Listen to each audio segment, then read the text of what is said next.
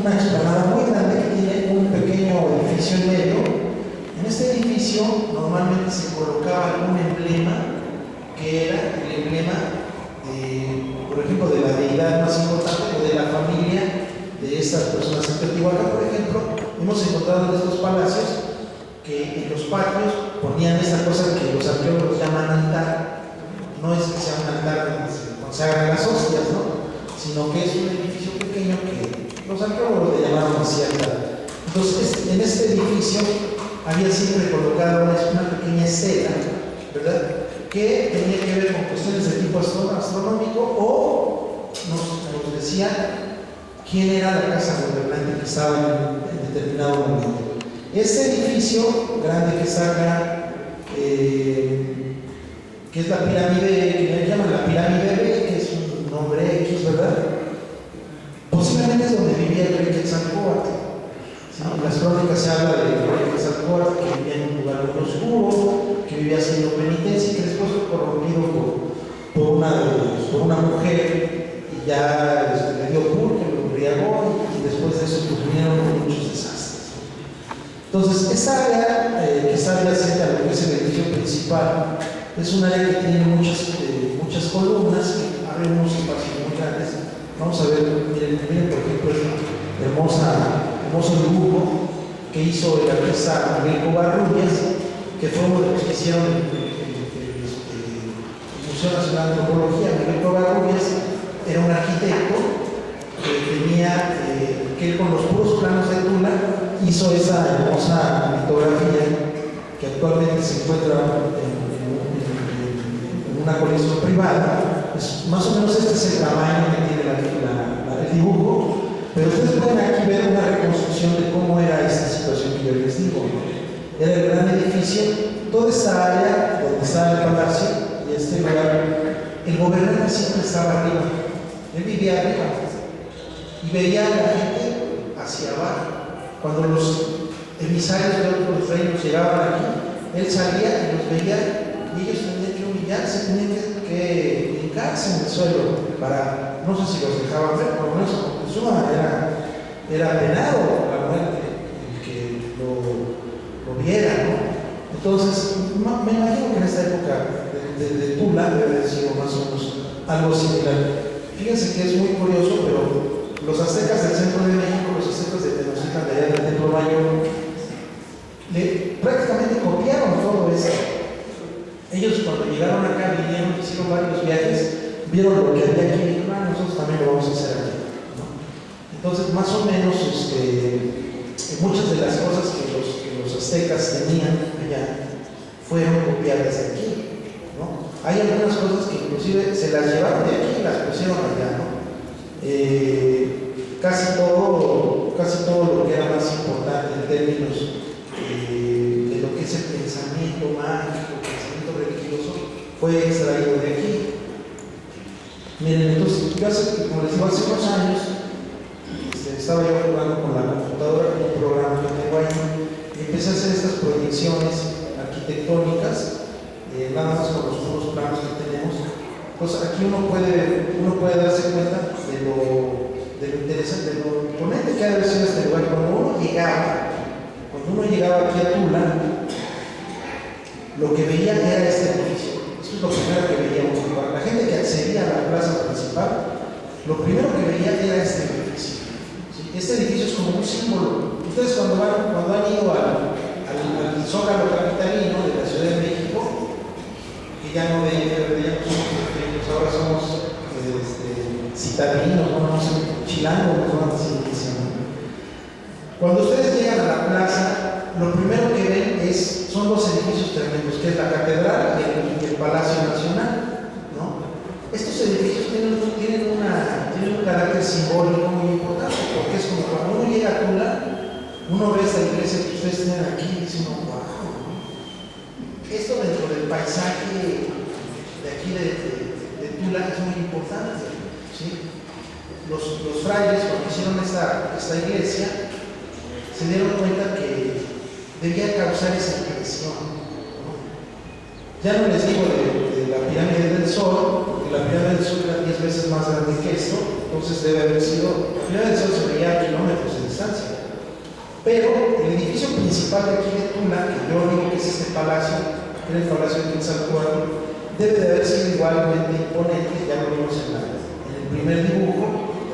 Entonces, y cómo no, ¿verdad? ¿Cómo no iba a ser imponente si este gobernante, este rey, pues merecía todo lo que él quisiera, ¿verdad? Todo lo que él deseara se le era dado.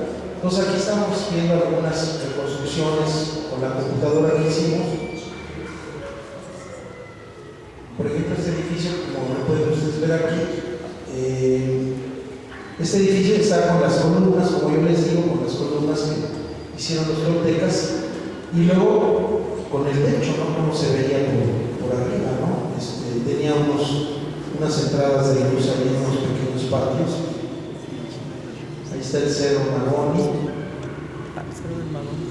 Entonces, fíjense, esta es la reconstrucción más o menos en tercera dimensión que hemos hecho con la computadora de cómo se pudo haber visto este edificio y lo imponente que debe haber sido, ¿no? Pues en un momento dado, ¿no? Y esto es lo que nosotros encontramos. Ustedes imagínense nada más las excavaciones de la gente de la Universidad de Missouri, cómo eran, ¿no? Unas casas comunes, aquí hay unas pilastras que están en la parte superior de la pirámide B, y lo que nosotros siempre, como yo les digo, los arqueólogos hablamos de pancartas. A veces, el otro día fui a una conferencia donde fui a una conferencia con unos compañeros míos que fueron duramente regañados porque no presentaron ni siquiera un fragmento de cerámica, ¿no? Todo el mundo le dijimos: oye, pues es que estás hablando de la cronología, pero no se ve ningún de pancarte aquí, ¿no? ¿De dónde sacaste la cronología? No han de haber inventado, ¿no? Bueno, este es un tipo de evidencia. Miren, esta es la lámina 1 del Códice Xolotl. En el año 1150, según las crónicas, varios reyes que eran vecinos de Tula le hicieron la guerra a Tula y la destruyeron.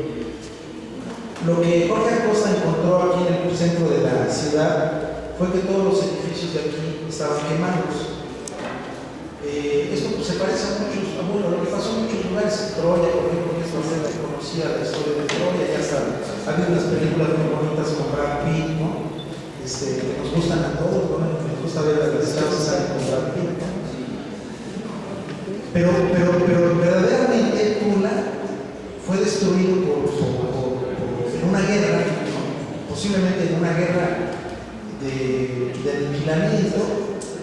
Y el sitio quedó abandonado hasta que los arqueólogos lo excavaron en los años a partir de 1940, 41, que fue cuando empezaron a trabajar los arqueólogos. Ya casi 75 años de eso, prácticamente 75 años.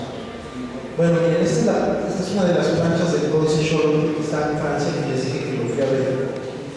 Esta es una piel de venado que fue pintada con glifos. Por todos estos muñequitos que ustedes ven aquí tienen un significado, ¿sí? Estos códices se pueden leer en lengua náhuatl. Todo esto que ustedes están viendo aquí es un tipo de escritura, ¿sí?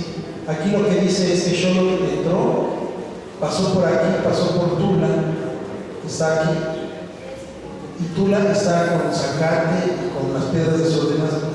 Cuando llegaron los chichimecas, esto estaba en ruinas. Estamos hablando más o menos como de unos 50 años, 100 años después de... Ustedes dejan una casa abandonada 20 años para ver qué pasa, ¿no? Pues se caen los techos, crecen los árboles y está en ruinas eso. Entonces Xolotl llega después de que toda esta grandeza, ¿verdad? de que todo este lugar tan imponente que fue Tula, esa gran ciudad, fue destruida en esta guerra que yo les decía. Entonces, esto permite que otros grupos que venían también de la área del norte de Mesoamérica empiecen a entrar. No tenemos, como estas cosas son historias, son relatos, son mitos, no tenemos forma de saber si es cierto esto. Lo que sí sabemos es que los descendientes de este señor Xolotl, que llegó más o menos en el año 1200 después después de Cristo, es decir, 50 años después de la destrucción de Tula. Los descendientes de Xolotl todavía hay gente que dice que es descendiente de Nezahualcóyotl. Nezahualcóyotl era, ¿cómo se dice? Era descendiente de Xolotl. Xolotl era como su tatarabuelo, más o menos, y es este personaje que está aquí, ¿no? Cuando los chichimecas llegaron, encontraron a unos grupos de toltecas que no se fueron, sino que siguieron viviendo precisamente en este lugar que les decía hace rato que se llama Culhuacán. Allí en Culhuacán se refugiaron las familias de los que eran los reyes de aquí de Tula, ¿no? Y sus hijos estaban viviendo todavía ahí cuando los chichimecas llegaron. Entonces los chichimecas llegaron, se apoderaron de todas las tierras y luego empezaron a hacer guerras contra ellos. Pero entonces mejor dijo, bueno, mejor te doy a mis hijas, tú me das unos hijos, las casamos y formamos un nuevo linaje. Y bueno, de aquí es de donde provenimos todos, ¿no? Fíjense nada más. Entonces nuestro linaje es muy ancestral. Todos nosotros, los que vivimos aquí en México, aunque no nos apellidemos Xocoyotzin o Tozli, etc., somos descendientes de estas personas que vivieron en esa época. Todavía se conservan muchos de estos nombres antiguos, pero en la época colonial, pues como los indígenas eran segregados, pues preferían mejor cambiarse el apellido a Martínez o a Pérez, a López, y así era más fácil que consiguieran un trabajo. Cuando Morelos, hace 200 años, promulgó la Constitución de Apatzingán, él dijo que se acababan precisamente todas estas castas, ¿no? Entonces, la gente que tenía apellido Chimal o algún apellido antiguo, ya no tenía miedo, de poder llegar a ser sacerdote o abogado, ¿no? Al mismo Juárez le dijeron, no, pues usted sigue, no puede entrar aquí al seminario, ¿no? En esa época se estudiaba más o menos lo que es la prepa, y luego los estudiantes iban a la universidad a hacer los exámenes, a la Universidad de México, y si los pasaban les daban un título. Y luego tenían que seguir estudiando como otros 3 años, pues es más o menos como ahora. Entraban como a los 15 años, y a los 25 ya salían de abogados o de sacerdotes, ¿no? Bueno, entonces, todos estos chichimecas que entraron a la Cuenca de México y al Valle de México y a la zona de aquí de Tula también, se empezaron a sentar en todos estos lugares y se mezclaron con los remanentes de las poblaciones antiguas toltecas, y son lo que ha dado origen a toda la población actual, ¿no? Claro que la población actual ahora, pues ya todavía yo creo que hay gente aquí que dice, no, es que mis abuelos eran españoles. Yo me acuerdo cuando estuve en Argentina, ¿no? En Argentina, por ejemplo, la mitad de Argentina para el sur, la gente son todos descendientes de europeos, ellos ya no son europeos, porque no nacieron en Europa, ¿no? Pero dicen, no, mi abuelo era rumano, mi abuelo era de Escandinavia, mi abuelo era de no sé dónde, etc., ¿no? Entonces, nosotros sí podemos sentirnos orgullosos de ser descendientes de estos grupos, ¿verdad? Y de que toda esta grandeza pues sea parte de nuestra herencia. Vamos ya casi a terminar aquí. Esa es otra de las láminas del Códice Xolotl que muestra ya este periodo posterior a la destrucción de Tula, donde aquí está la guerra precisamente entre los chichimecas y los culhuacanos. Pero luego ya el rey Xolotl se pone de acuerdo con Achitonmechi, que era el gobernante de Culhuacán, que dice, bueno, yo te doy a mi hija y yo te doy a mi hijo, entonces se casan, y de ahí después pues salieron todos los gobernantes de todos los sitios, ¿no? De este mestizaje. Bueno, ahí vamos a terminar. No sé si hubiera unas preguntas. Yo voy a responder unas preguntas. Nada más espero que sean breves y concretos para que no nos extendamos mucho, porque si no la gente ya de por sí ya quiere salirse un poquito, estirar las penas después de esta junta tan aburrida. Entonces, a ver si lo hacemos más rápido, ¿no? Gracias.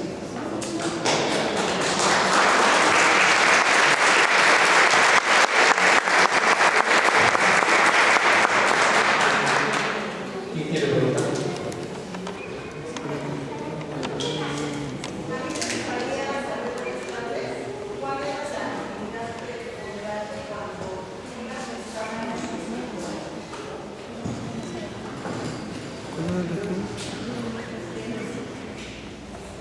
La actividad preponderante de qué? No, la mayoría de la gente eran campesinos. Sí, eran campesinos, eran como en Roma, por ejemplo. En Roma, la gente eran campesinos, todo, pero entonces había, por ejemplo, una serie de casas, de núcleos poblacionales, donde, por ejemplo, los senadores le decían, bueno, voy a escoger a 10 pretores. Estos pretores eran siempre gente que iba a los pueblos y decían, órale, vénganse conmigo, vamos a ir a hacer a no sé dónde, formaban el ejército. Es decir, no había un ejército permanente, sino que eran los campesinos, pues cuando no estaban haciendo la guerra, estaban trabajando en la tierra, no, pues no había conflicto, además de los conflictos no les. Entonces ellos básicamente se dedicaban pues, a todas estas labores propias de la gente. La mayoría de los soldados eran campesinos, normalmente. Sí.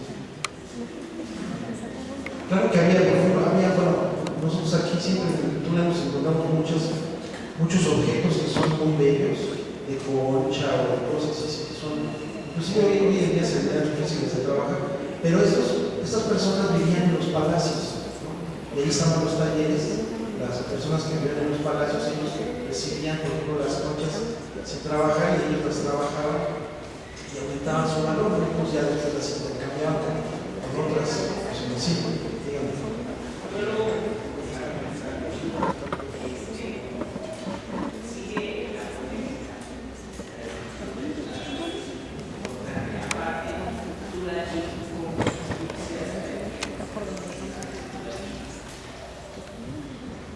Bueno, Tula Chico es un área,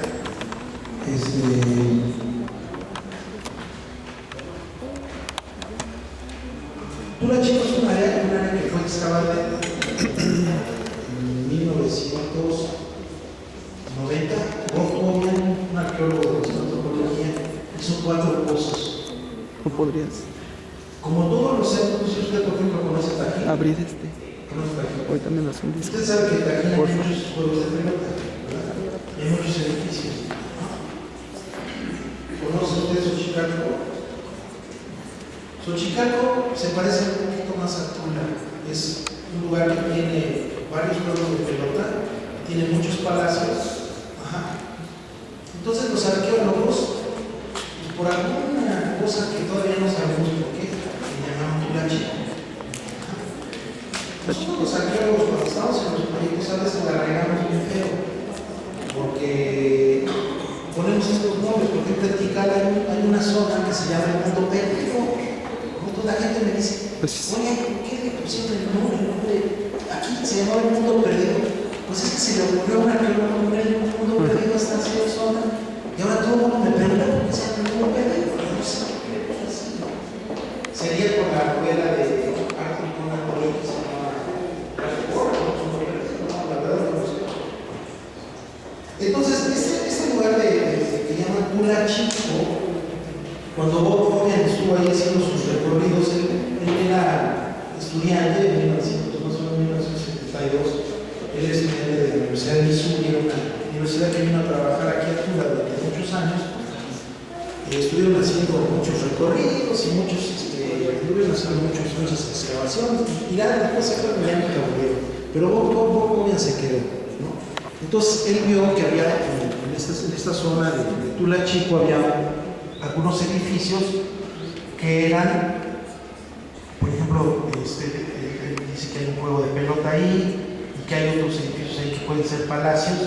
Entonces que hay una similitud entre en el centro de Tula, en el centro de la ciudad, donde están los Atlantes, y este asentamiento, pero más chico, ¿no? Entonces él después hizo unas excavaciones ahí muy pequeñas, ¿no?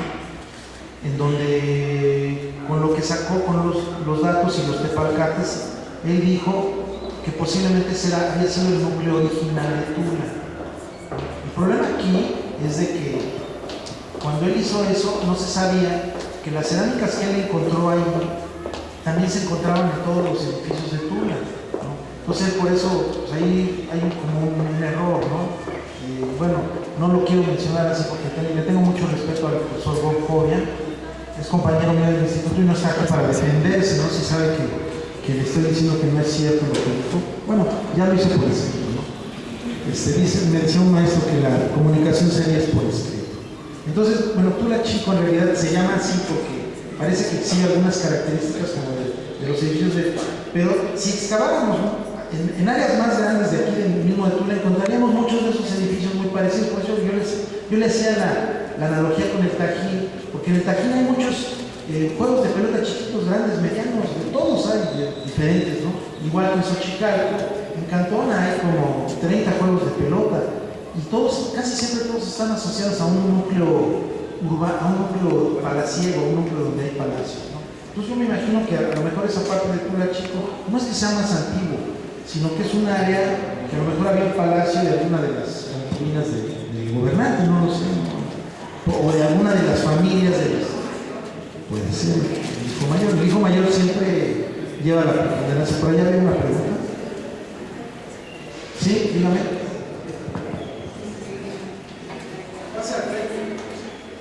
Pase al frente para que lo escuchen todos.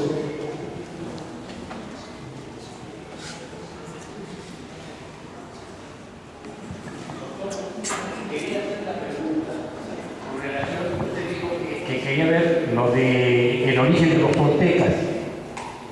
Hablamos mucho de los toltecas y sobre todo de lo que vemos, lo que nos constata, lo que vemos diariamente, pero muy poquito se habla de su origen, de a dónde vienen, cuál fue su peregrinar, cómo llegaron a Tunancingo y de Tunancingo a Tula, ¿sí? En lo que queremos que nos dé una explicación, ¿sí?, de su origen. Otro que llegó tarde. Ya en el principio de la plática hablé de ese tema, del asentamiento inicial, no, perdón, discúlpeme. Sí, es que sí, cuando a veces la gente llega tarde. Ya habíamos hablado de eso, entonces yo creo que vamos a pasar la pregunta para otra persona. Señor Alcalde, buenas tardes. Mi pregunta es ahorita que mencionan ustedes los códices que se encuentran en Francia. ¿Qué posibilidades había que regresaran a México? Ya lo son, es normal. Bueno, miren, este problema por supuesto México debería de reclamar esos códices, ¿no? Son parte de nuestro patrimonio antiguo. El problema es un problema de tipo jurídico, en el sentido de que si usted, por ejemplo, tiene en su casa una lavadora hecha en Francia, pues sería muy difícil que los franceses les dijeran que se la regresaran, ¿no? Es decir, han pasado ya tantos años después de que robaron esos códices, en el sentido de que se considera que esos códices forman parte del patrimonio de Francia, ¿no? Es una cuestión de tipo legal, ¿sí? En Inglaterra, por ejemplo, está la piedra Rosetta, ¿no? Que es una piedra con la que pudieron descifrar la escritura jeroglífica egipcia. Pero los ingleses no la van a regresar, ¿no? A lo mejor algún día alguno de los presidentes franceses de buena fe hace lo que hizo, por ejemplo, el rey Alfonso XIII en 1910, cuando se estaba preparando la conmemoración de los 100 años de la independencia. México le había solicitado a España que regresaran las prendas del general Morelos, pero por cuestiones de tipo diplomático no había sido posible, ¿no? Pero entonces el rey Alfonso XIII dijo, pues ¿por qué no, verdad? ¿Por qué no estaban en el Museo de Artillería de Madrid, que es un museo donde se exhibían, vamos a decir, todos los trofeos de guerra de las campañas españolas desde la época de los moros, ¿no? Ahí tenían objetos desde esa época, y entonces ahora este museo ya lo cambiaron, pero en 1910 él el rey Alfonso XIII le dijo al general Polavieja que trajera las cosas del general Morelos aquí, su casaca, su espada, sus pistolas, su retrato, el retrato que conocemos todos de Morelos, ¿no? Y entonces, pero fue un acto de buena voluntad, ¿no? Pero sería muy difícil que México reclamara. Yo creo que lo mejor es que vayamos a darles baja, ¿no? Sí, dígame. Cuando se habla de las Toltecas, hace uno de cuenta que casi pasaban por, llegaron a Tula, juntan y se retiran y se pierden. Pero tenemos la idea que nos comentó el profesor Paco Luna, que en realidad los toltecas eran otomíes, mezclado con todas las demás tribus, con todas las demás gente, porque había una convivencia en general con todos. Esa es la idea que tenemos y creemos